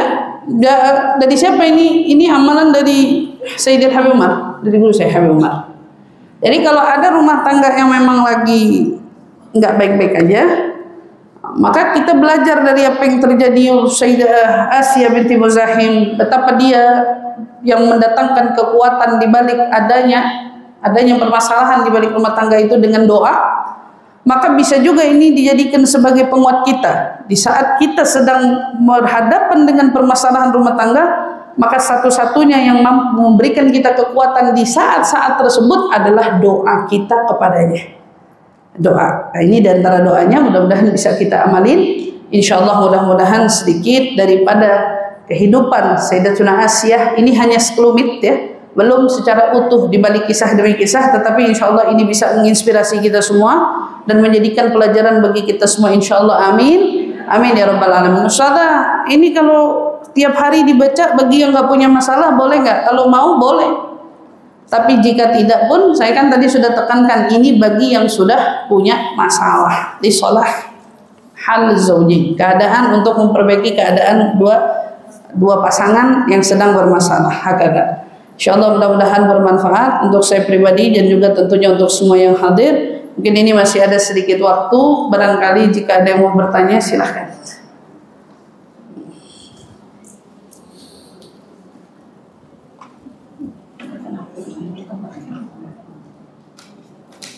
Baik,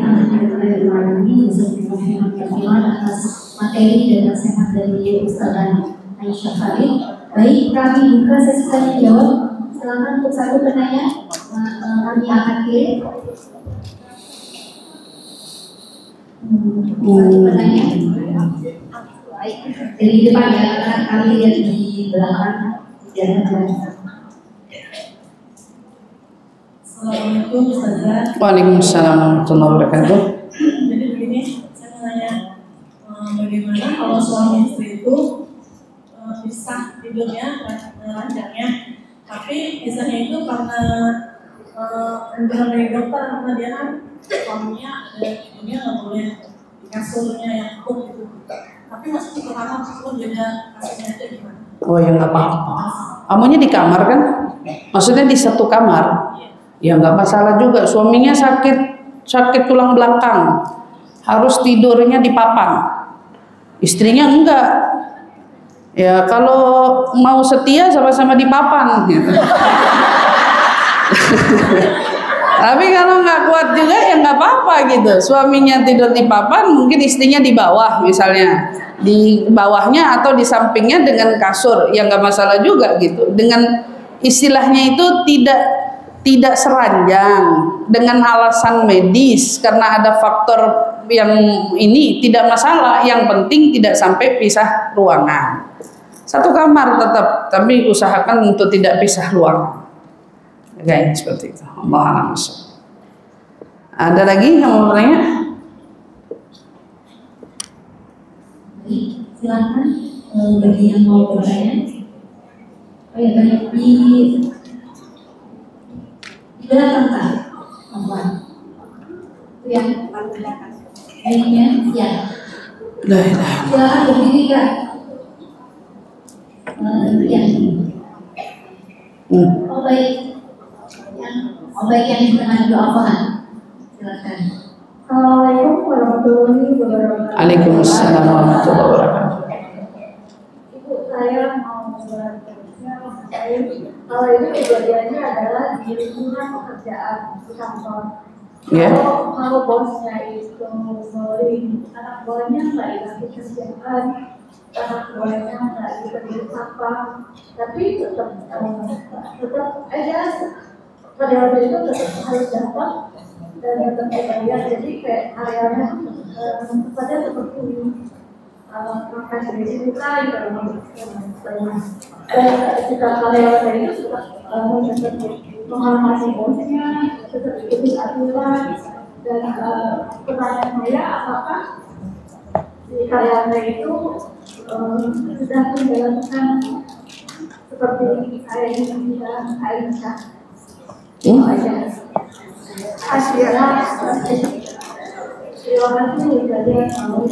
Pertanyaannya gimana?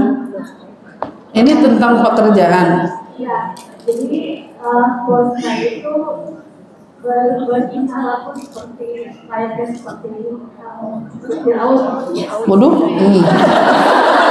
bosnya Firaun.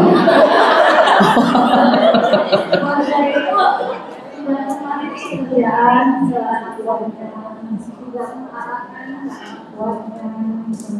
tapi anak buahnya itu tetap aja senyum, tetap aja ya dia berlaku seperti ya itu bosnya. Sebenarnya kalau atasan yang Firaun lebih gampang gitu. Karena kalau sama ibaratnya sama atasan ini kan tidak ada ikatan hubungan seperti pernikahan, beda ya ibaratnya gitu. Jadi kalau kamu sabar dengan sikap kezaliman atasan, babnya tidak sama dengan Asia, karena Asia ini tentang pasangan suami.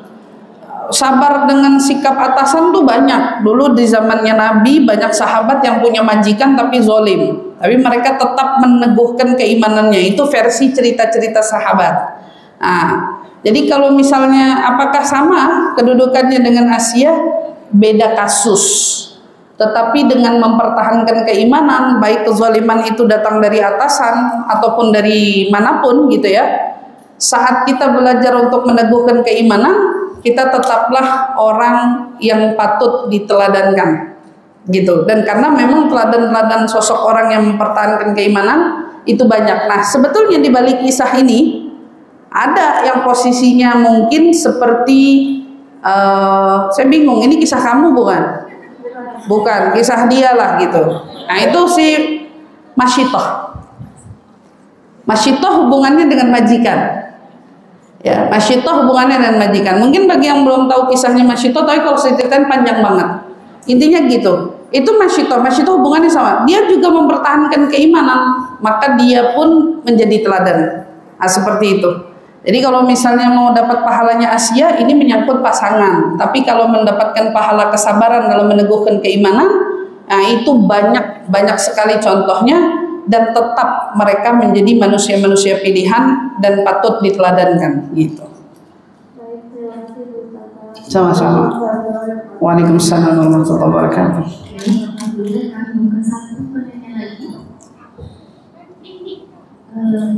Dari belakang sana, karena dari depan sudah. Silakan. Apa? Ya, yang pakai baju kerudung abu-abu.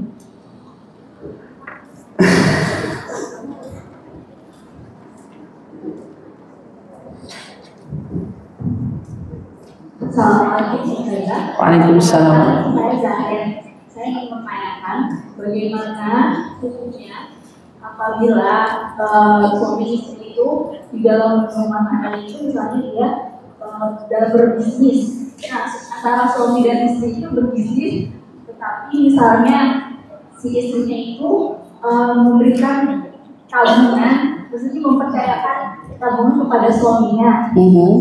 Lalu jadi kan kalau kayak gitu antara nafkah sama yang tabungan itu berbeda ya Ustaz. Ini karena menjalankan Beda dikit doang Bu.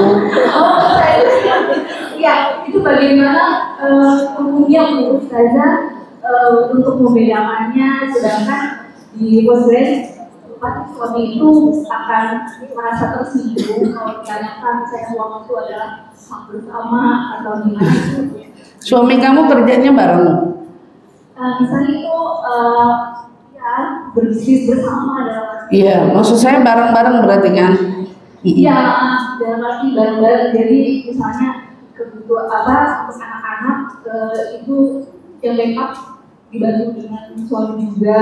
Tapi dalam arti di sini suka ada perdebatan. Suami kerja di tempat lain nggak?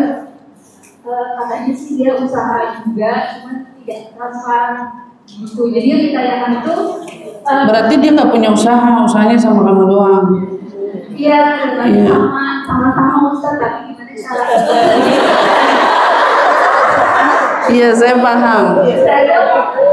Iya, bagaimana hukumnya Ustazah dalam seperti kisahnya Siti Khadijah dalam berbisnis bersama dengan suami. Ya, kalau kamu bicara, oke, saya paham pertanyaannya ya.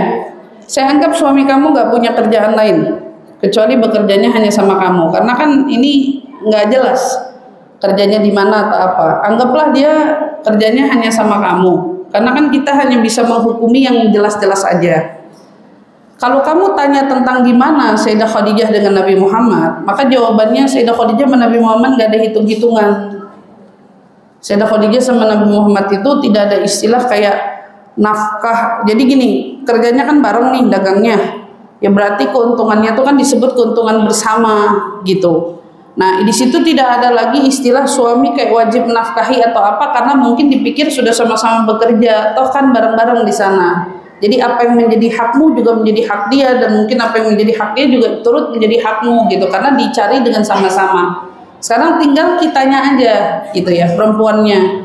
Kalau seumpamanya kamu mau menuntut suamimu untuk nafkah tertentu, berarti dalam pondasi usahamu itu harus memiliki struktur yang jelas, pembagian hasil yang jelas. Tapi kalau seumpamanya sama-sama bekerja begitu aja, saran saya tidak usah terlalu perhitungan. Karena apa yang menjadi hakmu juga itu karena bantuan ada suamimu di sana, yang ada juga jadi payahnya gitu. Itu kan sangat ideal. Jadi kalau Nabi sama Sayyidah Khadijah dari awal nikah, kalau Sayyidah Khadijah harta saya hartamu Muhammad, jadi terserah kamu mau apain aja. Nah ini beda lagi kasusnya gitu. Tapi kalau Nabi sama Sayyidah Khadijah nggak ada hitung-hitungan. Jadi kalau bicara tentang rumah tangga yang ideal itu ya sebisa mungkin. Kalau memang bekerjanya bersama, jauhkan kata hitung-hitungan gitu. Hindari kata-kata hitung-hitungan. Insya Allah apa yang kita dapatkan jadi punya kita semua. Tapi bukan berarti dia sampai nggak boleh jajan juga. Ini kan repot gitu. Jadi nggak ngerasa punya kita semua ya repot. Dia kayak saya kan kerja juga di sini. Saya juga mungkin pengen beli sesuatu, pengen apa gitu. Nah kita juga jangan terlalu membatasi dengan alibi, dengan sangkaan kamu berhak menafkahi saya atau apa. Kalau kerjanya sama-sama saling memaklumi gitu. Saling maklum. Wallahu a'lam bishawab. Satu pertanyaan lagi ya. Ya.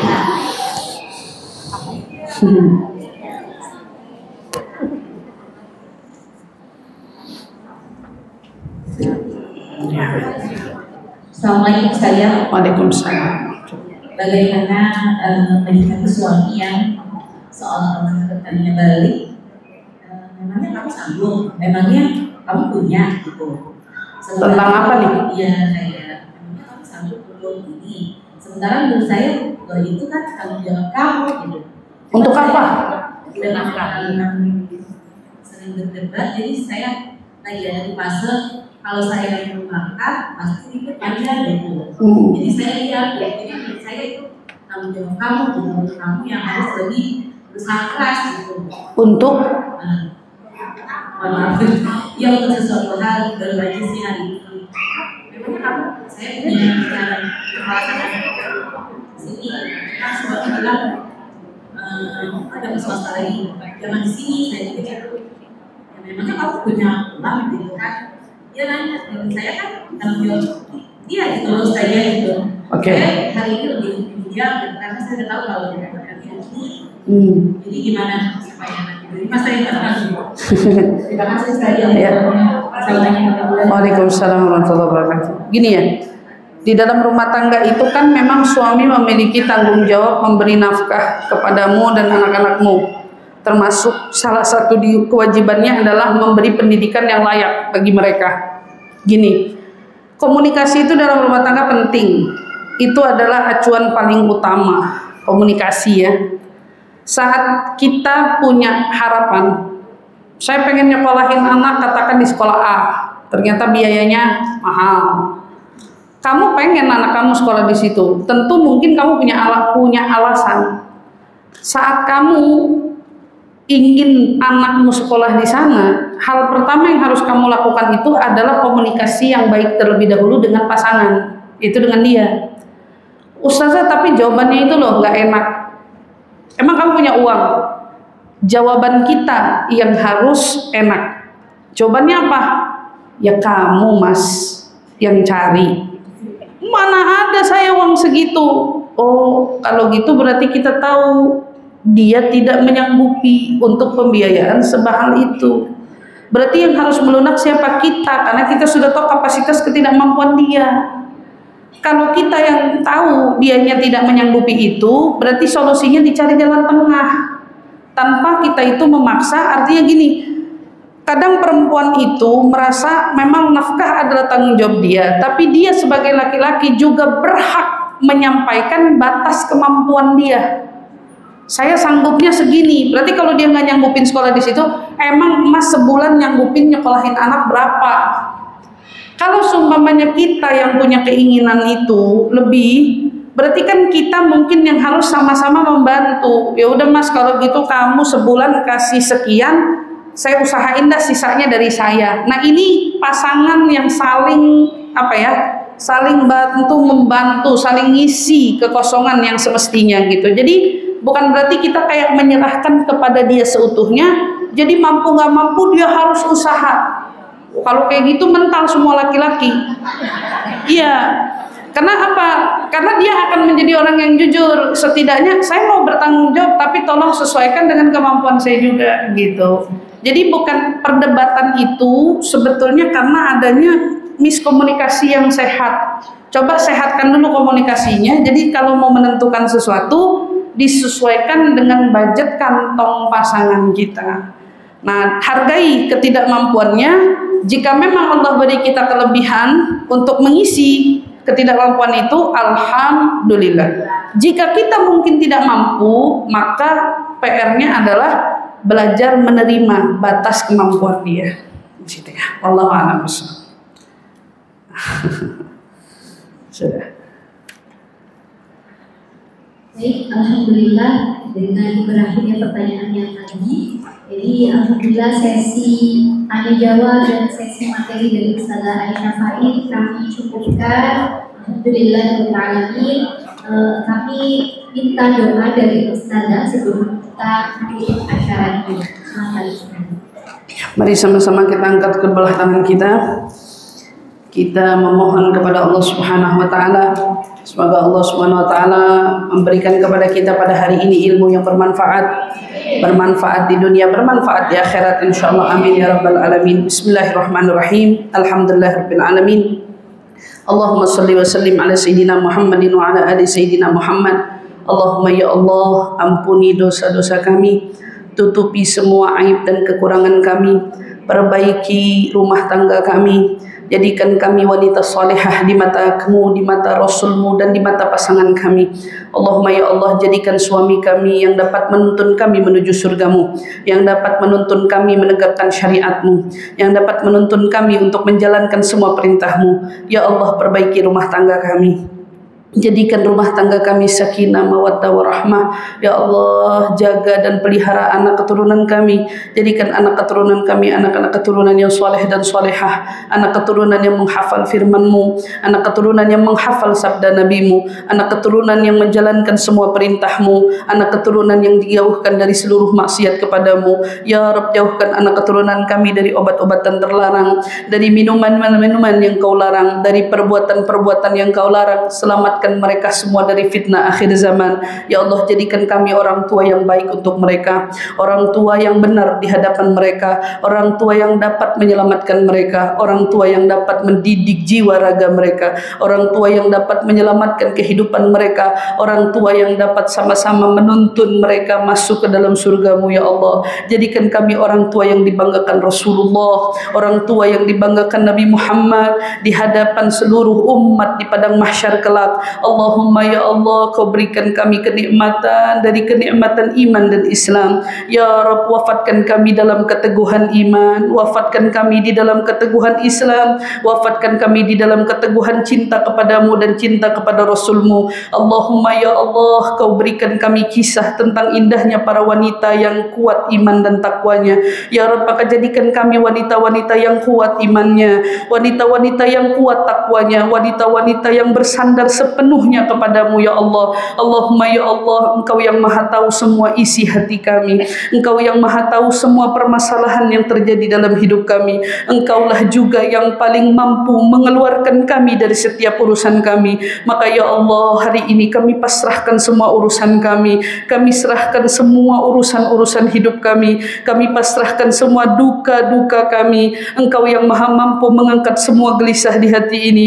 Maka ya Rabb, biarkan kami hidup dengan penuh keimanan kepadamu, biarkan kami hidup dengan penuh ketakwaan kepadamu, biarkan kami hidup dengan penuh bersandar kepadamu ya Rabb, hingga tiba ajal menjemput ya Allah. Wafatkan kami di dalam husnul khatimah, wafatkan kami di dalam husnul khatimah, wafatkan kami ya Rabb di dalam husnul khatimah, wafatkan kami ya Rabb di atas kalimat la ilaha illallah Muhammad Rasulullah sallallahu alaihi wasallam.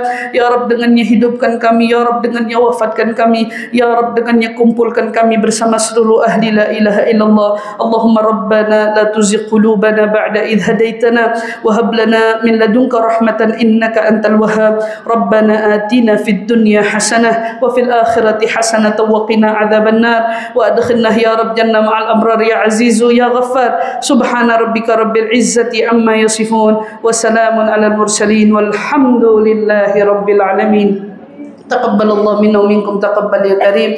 Mudah-mudahan insyaallah semua apa yang tadi saya sampaikan bermanfaat untuk saya pribadi dan juga tentunya untuk semua yang hadir, kepada seluruh para panitia yang sudah bertugas. Mudah-mudahan semua berkat wasilahnya banyaknya orang mengambil manfaat, mudah-mudahan menjadi orang-orang yang semakin dicintai Allah dan Rasulnya. InsyaAllah amin ya rabbal alamin. Terima kasih untuk segala perhatian. Kurang lebihnya mohon maaf. Wassalamualaikum warahmatullahi ta'ala wabarakatuh.